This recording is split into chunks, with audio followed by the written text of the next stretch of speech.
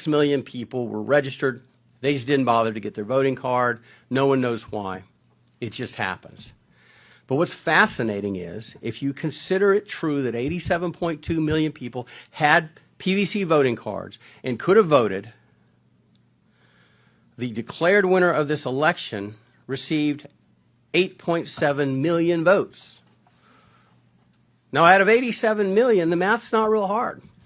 That means that Mr. Tinubu got 10% of the vote. He will be ruling the wealthiest economy in Africa with a mandate of 10% of the population. That's extraordinary. Something is seriously wrong. Something is seriously wrong. Additionally, we believe that what has to happen and why we're here today, and NADECO is leading the charge, we believe that INEC has to prove itself. It has to prove the results it announced were true and were real. There are 176,600 polling stations. That's a lot of polling stations. INEC's rules required each polling station to collect the votes, count the votes, and they do it the old-fashioned way. They get the paper votes, they count them. They put them in stacks for each of the primary candidates. They were to gather those results, publish the local results, and then transmit the results, and ultimately they would go to Abuja and be certified.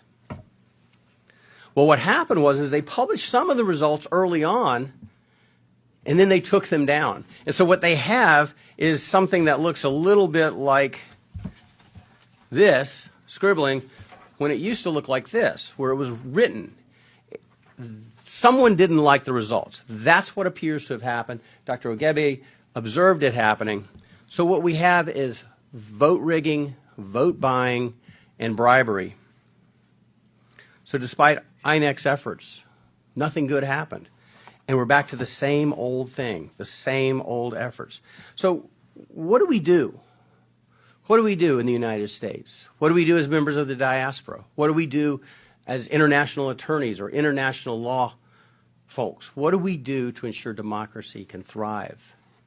That the promise of 1960 can become true again, hopefully. Well, we are asking that INEC throw open the curtains and let the full light of truth come in to prove the transparency and the veracity of the results they've announced. If the results are true, they should be able to prove it. It is absolutely not extraordinary to ask them to prove it. Show me your math. We've all gone to school. Show me your math. You've got a number. Show me how you got to that number. Prove what you did. There can be no debate that the initial investigations indicate that they were savaged. The rules were savaged. The rights of the electorate were savaged. It was polluted by blatant and widespread corruption. As Dr. Lloyd said, the four horsemen of democracy's doom, bribery, intimidation, insecurity, and vote rigging, appeared to trot and run roughshod all over the nation. They were harnessed to skew the results. We, NADECO, call upon the people of Nigeria to act peacefully, but to demand that proof be provided to them, that INEC prove the results they've announced. We also call upon the international community to join together with the Nigerian judiciary in a concerted effort to condemn and set aside the hastily announced results and instead proceed with the solemn seriousness this deserves. Again, one of the world's great nations is at peril here, continues to be at peril here. We need to make sure we don't continue to turn our back on Nigeria. And what we're asking for is very simple. Prove to us. Prove. NADECO says prove to us that if there is a Nigeria and there is a democracy in Nigeria, that it was arrived at lawfully and in accordance with the rule of law. The continuation of power by the ruling party is a wholesale disenfranchisement of Nigeria without more. That is little more than a dictatorship. And it's a new dictatorship but it is nonetheless a dictatorship because it's imposed apparently against the will of the people. And we believe the will of the people of Nigeria must be preserved, it must be sanctified, and it must be held with the most solemn of regard. This event is designed to lead a global call to action, to address INEC's duplicity, and to make sure that the truth is told, and that what happened is exposed, and the next steps can be taken. And I, for one, I know there was a lot of skepticism. I've appeared in this, well, a few rooms over a few years ago on the Uzodimma issue. I was involved in drafting briefs that were filed there. The Nigerian judiciary cannot always be relied on to do the right thing in elections. But I take a little bit of hope. You've got to be an optimist. You have to be an optimist because your faith in God and your love for your country and your love for your family, you got to be an optimist. The Nigerian judiciary showed us they have the ability to disregard what INEC says and chart their own path toward justice. Now, we may disagree with what they did with Uzodimma. Certainly, Ihedioha did, disagrees, and my clients did, but they have that ability. So the Nigerian judiciary, there's a small spark of hope. The recent ruling to free Mazi Nnamdi Kanu and to impose a substantial fine of 1 billion naira for his wrongful retention, that gives you hope. I believe the Nigerian judiciary can do the right thing. But if they don't, we also believe that the international community has a burden. It's far too long disregarded the great Nigeria. We cannot turn our back. The will of the people of Nigeria must be preserved. Thank you. Care about Nigeria. Why should the United States care about Nigeria? Why should the international community care about Nigeria? What would you say if I told you that there was a country that has arguably the world's oldest democracy with full participation of all of its members? What would you say if I told you that there is a country where a group of people has the oldest written constitution featuring guarantees for individual freedom and due process in the world? What would you say if I told you there was a country that featured full participation of women in its political system, both to vote and to govern, and they started doing this when Europe was in the Dark Ages, in the 800s? What would you say if I told you there was a country that is consistently in the top 10 of oil-producing nations since the 1980s? What would you say if I told you this same country has never been openly antagonistic or antagonistic to the United States, has never been an enemy of the United States, in fact, has never been an enemy of the West? What would you say if I told you this very same country has the greatest number of doctors living in the United States of America per capita than any other nation in the world? More than England, more than Russia, more than Germany.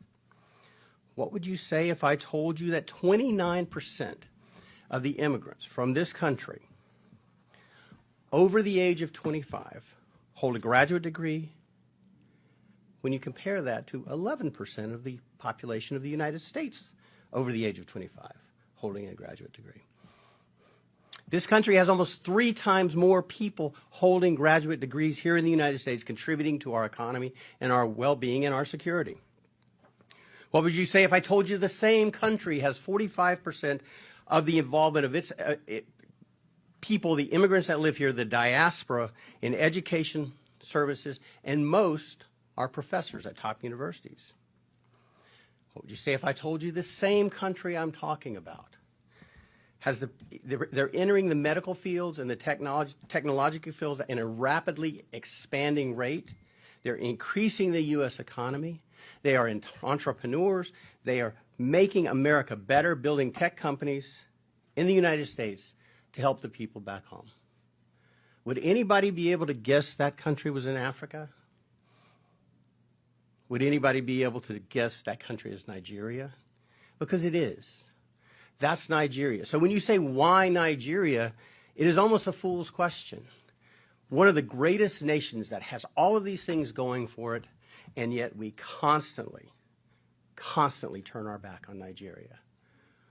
Shouldn't we be favoring this nation? Shouldn't we be more attentive to this nation? Shouldn't we treat this nation, this giant of an entire continent, not of a region or an area, of an entire continent that stands out as a shining beacon? Shouldn't we treat them as especially favored allies of the United States and indeed of the West? Especially given the insecurity in the world today with issues relating to extremism and energy shortages.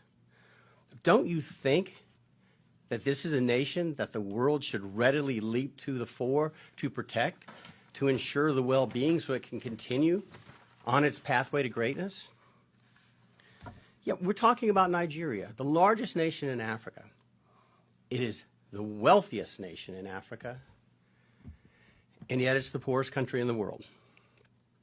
Nigeria now has more people living below the poverty line than any other nation in the world, which is a remarkable feat, given that there are 234 million people in Nigeria and approximately 1.4 billion people in India, the former dubious leader of world's poverty. How can we let that happen? How can we turn our back? How is that possible? Nigeria is also the site of the largest genocidal slaughter the world has seen since World War II. And yet nobody wants to talk about it. Nobody wants to do anything about it.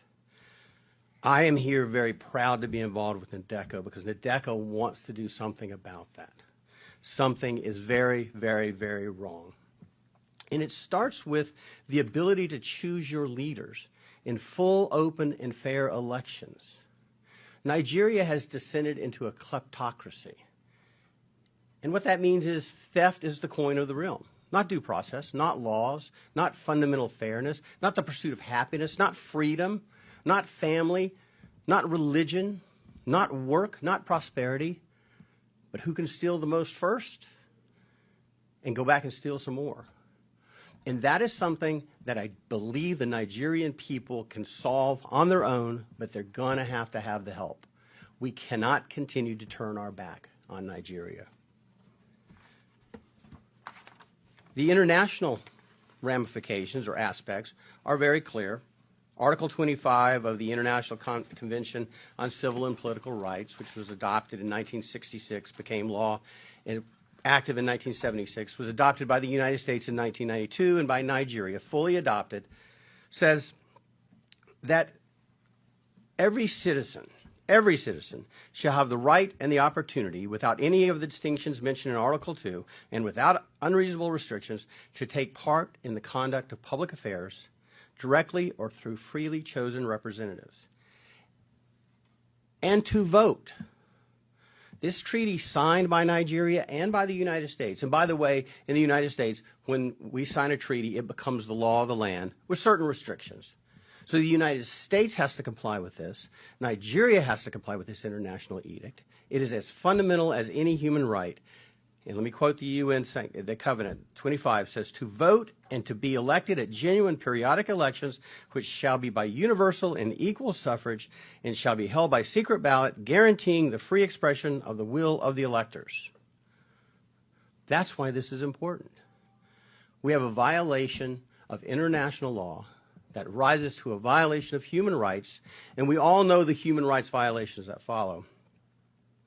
And it's by a nation that we should hold in special favor, that we should hold more closely, that we should take better care of. This INEC approved by the National Assembly. This is a new one. To that, the 305.2 billion naira. This would have solved all the problems in education. So what is the nonsense for? That what on our INEC chairman is the worst thing that happened to Nigeria. He disgraced himself as central bank governor. Those two people, they are the demons you have in this country. Demons you have in this